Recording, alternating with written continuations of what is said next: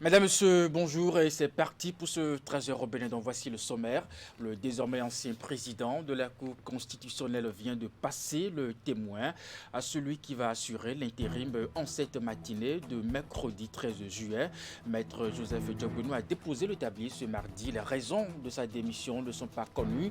À suivre dans ce 13h au Bénin, le commentaire de la rédaction de Canal 3 Bénin et l'avis de quelques citoyens rencontrés ici à Cotonou. Ensuite, un séminaire de formation sur la réforme du Code général des impôts et les implications comptables et fiscales de la loi des finances 2022 a ouvert ses portes dans la matinée de ce mardi à Grand Propos. Il est organisé notamment par le ministère de l'économie et des finances au profit de personnels financiers et comptables des organisations de la société civile.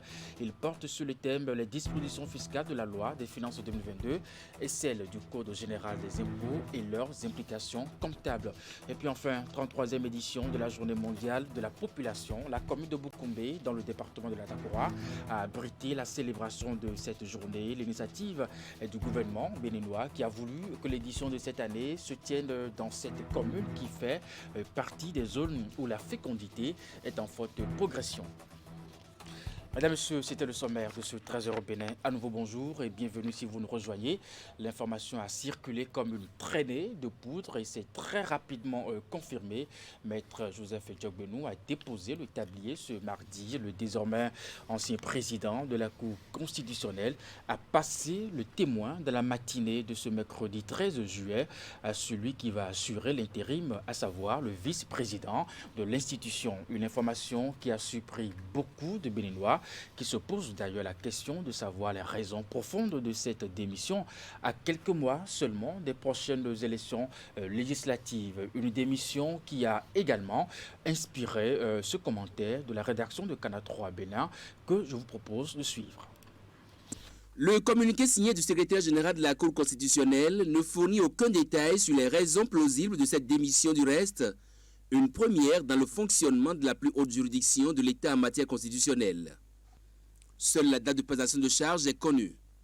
Mercredi 13 juillet, le président sortant Joseph Fifame Diogbenou passe le maillet au vice-président Razaki Amunda Issifou en attendant que s'enclenche le processus de désignation par la représentation nationale du remplaçant du conseil des missionnaires. La presse et les médias sociaux devront se contenter de ces quelques paragraphes du communiqué signé Gilles Badé. On retient du désormais ex-président de la Cour constitutionnelle l'intense activité de ce lundi 11 juillet 2022, où il a été reçu en audience par le chef de l'État Patrice Talon, ensuite par le président de l'Assemblée nationale, sans rien laisser filtrer de leurs échanges.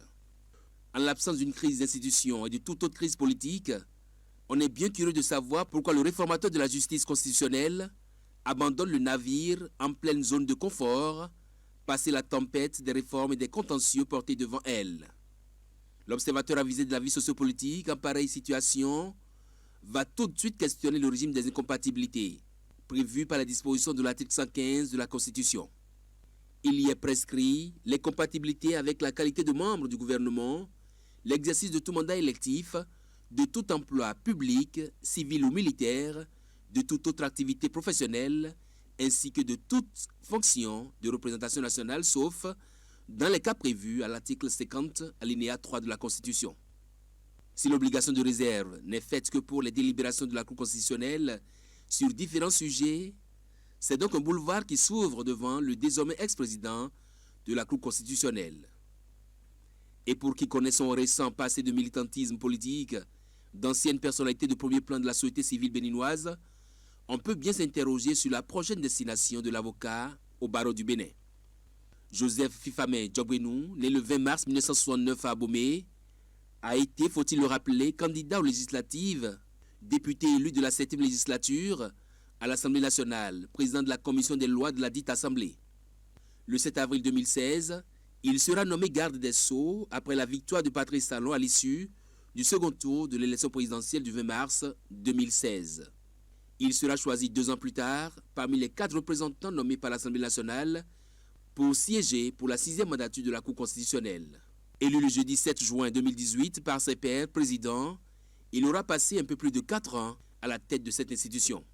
4 années de réformes approfondies, 4 années d'une justice constitutionnelle rendue avec célérité, en toute garantie des droits fondamentaux de la personne humaine et des libertés publiques. Grosse surprise donc pour les uns et un non-événement pour les autres. La démission de Joseph Diogbenou de son poste de président de la Cour constitutionnelle est diversement appréciée dans l'opinion publique. En attendant, bien entendu, la passation qui est donc déjà faite ce mercredi matin. Quelques citoyens apprécient cette décision au micro de Canal 3 Bénin. Diogbenou a démissionné, c'est bien, parce que Diogbenou est un homme de droit.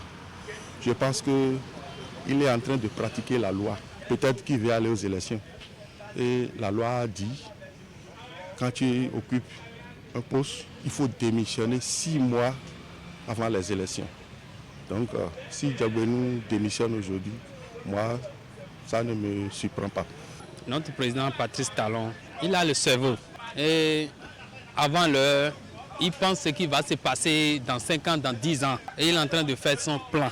Il ne peut pas faire perdre comme mon passé, jamais. Comment il va classer son derrière, comment il va gérer son derrière, même s'il n'est pas là, celui qui va rester pour gérer son derrière, il va chercher.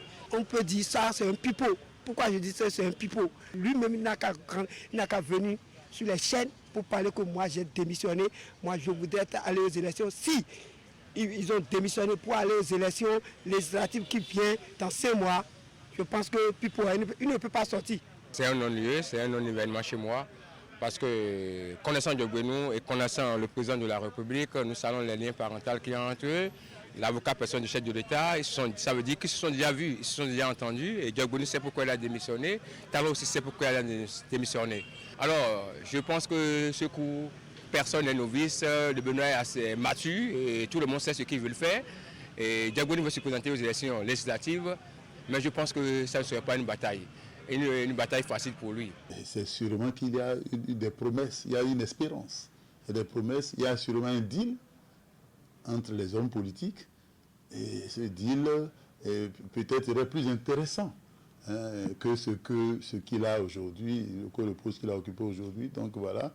Mais vous voyez, le timing est choisi. Le timing choisi pour, n'est-ce pas, déposer, n'est-ce pas, le tablier à la tête de la Cour constitutionnelle. Ce timing, on est à quelques mois des élections législatives, ça pourrait laisser penser à beaucoup de choses. Les supputations sont les bienvenues. On peut supputer, on peut dire que il veut être dans les starting blocks pour les élections législatives. On peut penser aussi, c'est une probabilité que, il envisage peut-être le père choix. On peut envisager aussi que s'il a posé cet acte, c'est qu'il se prépare dans la perspective des élections présidentielles de 2026. Toutes les probabilités, toutes les supputations, cette démission est la porte ouverte à toutes ces supputations. Mais le président Diogbenou n'est pas le seul capable de gérer la Cour constitutionnelle. Il y a d'autres qui peuvent gérer aussi la Cour constitutionnelle. Le président Diogbenou a dirigé la Cour constitutionnelle pour un temps et nous a démontré de quoi il est capable. Il n'a pas mal géré la Cour constitutionnelle. Non. Il a géré avec beaucoup de doigté, avec beaucoup d'intelligence. Donc s'il est parti, c'est sûr qu'il est parti pour des raisons que lui seul connaît. Le président Diogbenou, en sa qualité de citoyen et en sa qualité d'autorité, a le droit de démissionner. Un. Et deuxièmement, le président Diogbenou a le droit d'être candidat à l'élection législative prochaine. Je n'en sais rien. Ne vous plaignez pas. Peut-être qu'il a préparé un autre atterrissage. Moi, je suis ici à Alcrève, mais un beau matin, vous pouvez entendre que moi aussi j'ai démissionné. Pour me mettre à la disposition du peuple. D'une autre manière. On change de sujet à présent. Lancement de la campagne électorale à la Chambre des métiers de l'artisanat du Bénin. Elle démarre ce mercredi 13 juillet à 0h. Il va durer jusqu'au vendredi 22 juillet à minuit.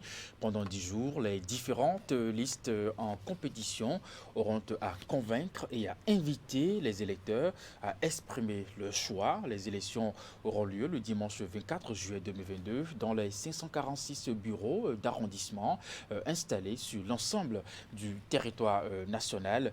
Cette campagne aboutira à l'élection des représentants des membres de la Chambre des métiers de l'artisanat du Bénin. La cérémonie de lancement s'est déroulée ce mardi matin dans la salle de conférence du ministère des Petites et Moyennes Entreprises et de la promotion de l'emploi à Cotonou en présence de différents acteurs concernés. Voici le compte rendu de Ouliat Sanoussi, Henri Ganti. Au nom du comité électoral, je déclare ouverte la campagne électorale en vue de l'élection des membres de la Chambre consulaire des métiers de l'artisanat du Bénin. La campagne électorale est ainsi lancée par le comité d'organisation des élections à la Chambre des métiers de l'artisanat du Bénin. À l'occasion, les dispositions réglementaires du décret 2022-193 du 23 mars 2022 portant régime électoral à la Chambre des métiers de l'artisanat du Bénin ont été rappelées à l'assistance. Campagne ouverte pour demain, mercredi 13 juillet à 0h et la campagne s'achève obligatoirement le vendredi 22 juillet à minuit. Article 17. Ouverture et durée de la campagne électorale.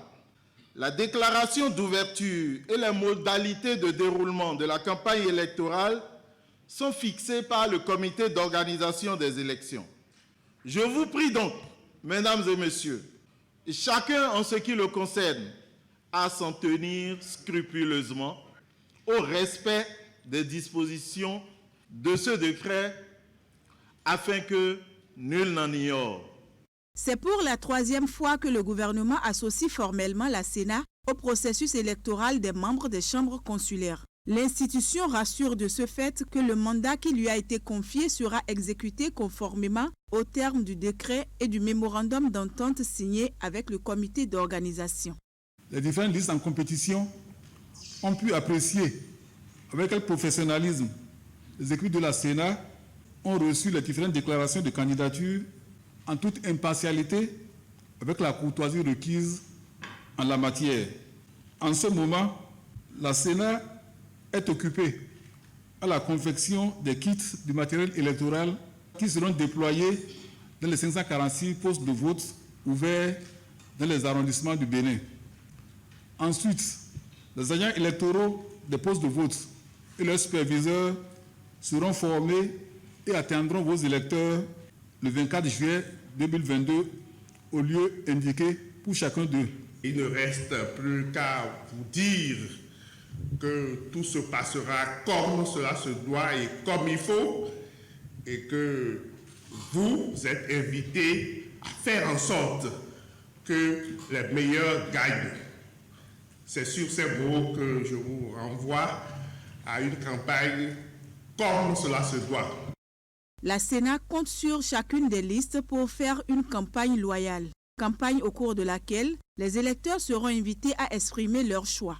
Les élections des représentants des artisans à la Chambre des métiers de l'artisanat du Bénin sont prévues pour le dimanche 24 juillet 2022 de 7h à 17h dans les 546 bureaux d'arrondissement sur l'ensemble du territoire national.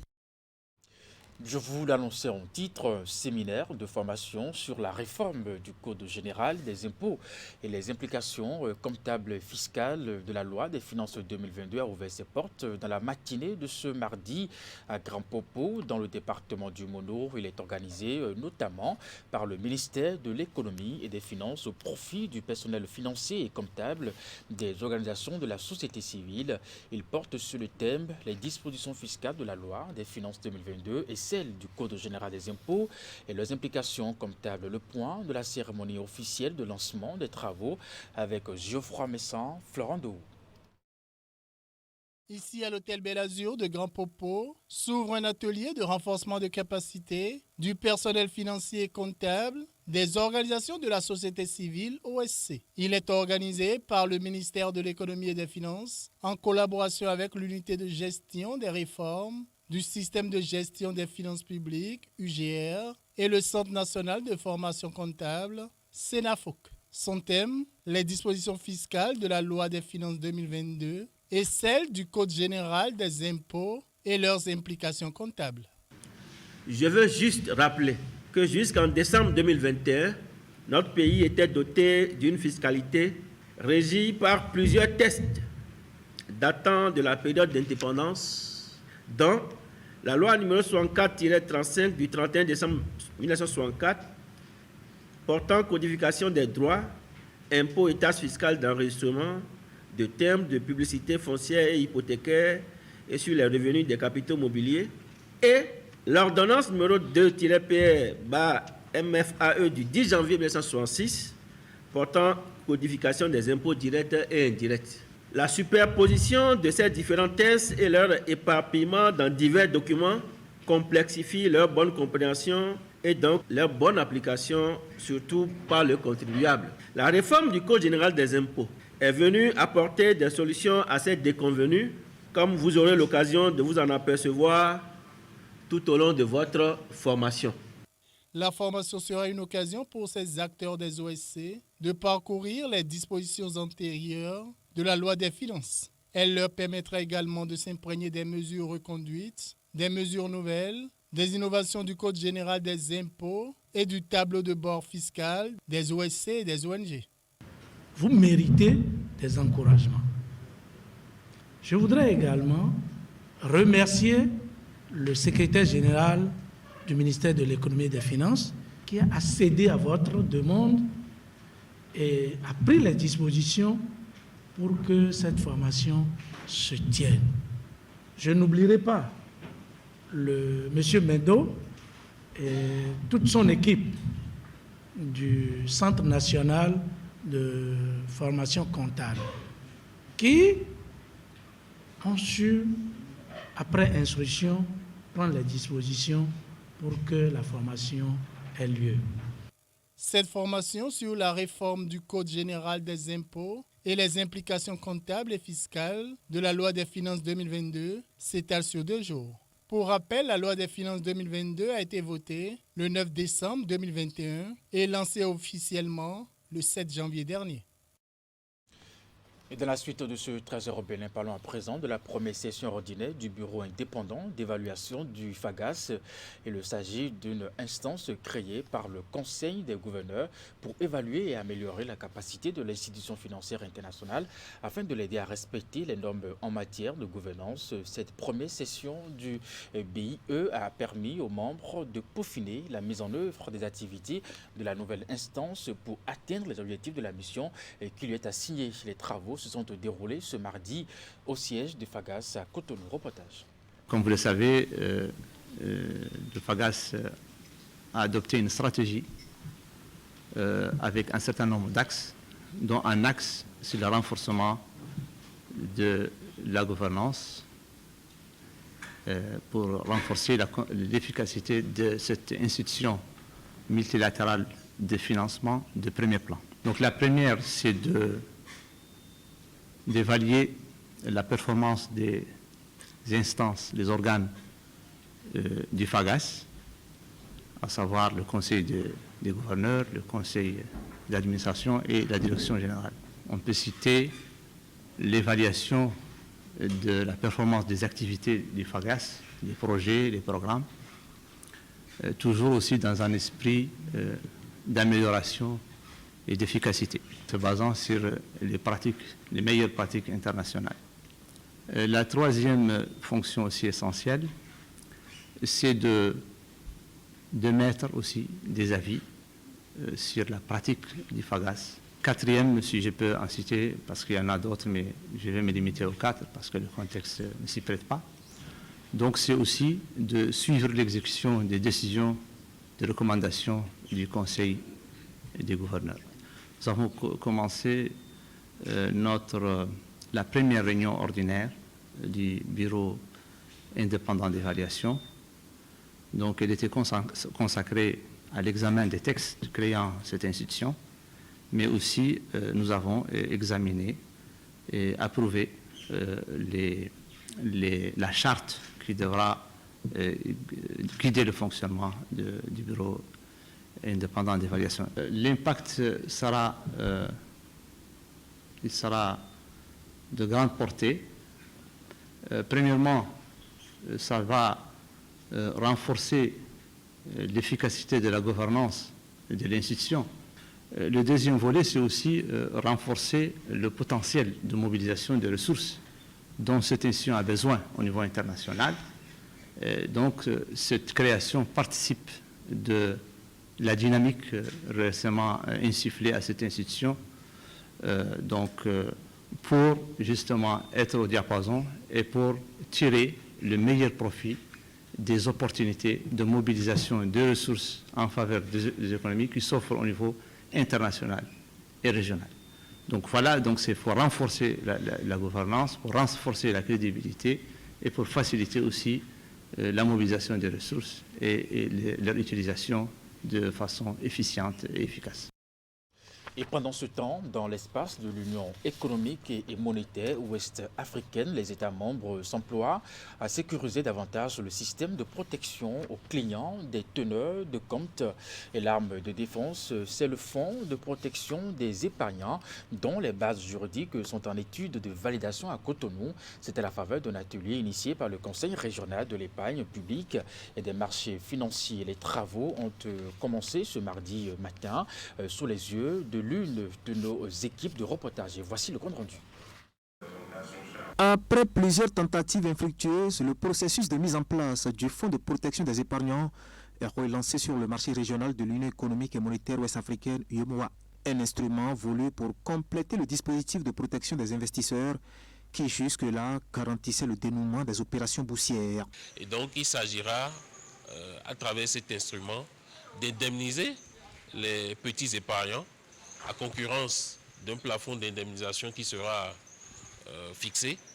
Et si jamais les intermédiaires financiers auprès de qui ils ont leurs avoirs, que ce soit des avoirs titres ou espèces, s'il arrivait que pour une raison ou pour une autre, ces intermédiaires financiers faisaient faillite. Donc ils auront au moins la certitude de récupérer quelque chose le temps que les procédures collectives d'appurement du passif ou de liquidation de ces entités-là soit achevée. En somme, sécuriser l'environnement des transactions boursières tel que le dispose l'article 23 du règlement général de la bourse régionale des valeurs mobilières. Et ce sont les projets de test qui sont soumis ici à l'appréciation des spécialistes autour de ces assises tenues aussi bien en présentiel que par visioconférence. Sans un dispositif approprié de protection des investisseurs, les marchés boursiers pourraient être freinés dans leurs ambitions d'attirer des ressources, de se développer adéquatement et être contraints de laisser les banques endosser le rôle de source exclusive de financement. Le chantier de mise en place de ce fonds a été ouvert par Rumial Ouadani, alors président en exercice du Conseil des ministres de l'économie et des finances de l'UEMOA. Et la relance du processus est vue aujourd'hui comme un motif de fierté. Mesdames et messieurs, je me réjouis particulièrement de voir se concrétiser certains chantiers initiés sous la mandature de Monsieur le ministre de l'économie et des finances, ministre d'État, lorsqu'il était donc président du Conseil des ministres de l'UEMOA.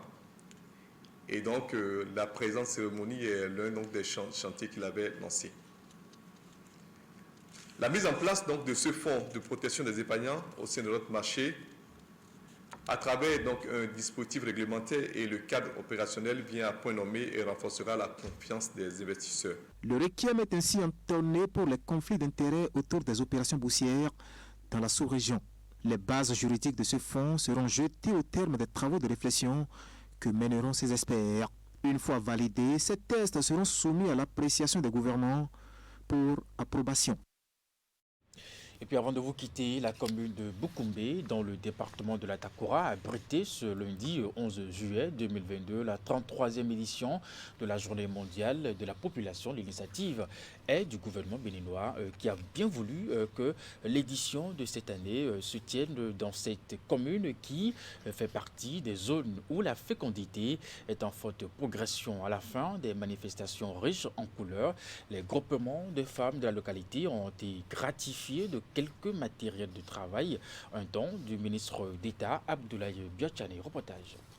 La commune de Boukoumbe accueille ainsi ce lundi 11 juillet 2022 la 33e édition de la Journée mondiale de la population.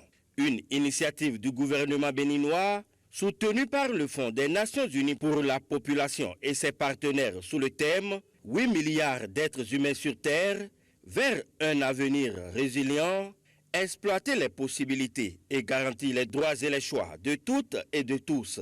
À travers ce thème, le Fonds des Nations Unies pour la population interpelle tous les pays du monde sur la nécessité de faire le point et mener des actions, peu importe l'évolution de leur croissance démographique, et ne pas s'attarder sur des discours alarmistes du genre surpopulation ou effondrement de la population. Selon les données statistiques publiées sur la population par les institutions béninoises, la Takora fait partie des zones où la fécondité est en forte progression. Comprenez que la Journée mondiale de la population offre un cadre stratégique de réflexion et d'action sur les questions d'autonomisation des femmes, de santé de reproduction, de scolarisation et de maintien des filles dans le système éducatif. C'est aussi l'occasion d'attirer l'attention des décideurs à tous les niveaux sur l'urgence et l'importance des problèmes de population dans un contexte économique mondial de plus en plus difficile. Boukoumbe a été choisi parce que Boukoumbe est une ville résiliente. Et donc, la population qui est estimée aujourd'hui à 112 000 par rapport à 8 milliards, l'avenir de cette population doit être également pris en compte. Et c'est pour ça, certainement, ce connaisseur qui a choisi Boukoumbe a bien fait. Représentant le ministre d'État chargé du développement et de la coordination de l'action gouvernementale, Yakoubou Amadou a levé un coin de voile sur les projets de l'État central. Il va sans dire que pour aller vers un avenir résilient, l'État et les communautés doivent concilier et entretenir une synergie entre les facteurs sociaux, culturels, économiques, environnementaux, en vue d'adopter des réponses politiques globales et holistiques fondées sur des preuves et permettant à tous d'exercer leurs droits, y compris les droits reproductifs. À la fin de cette célébration, un lot de matériel de travail a été offert au groupement de femmes de la commune de Boukombe. Un don du ministre d'État Abdoulaye Biochane pour améliorer leurs différentes productions.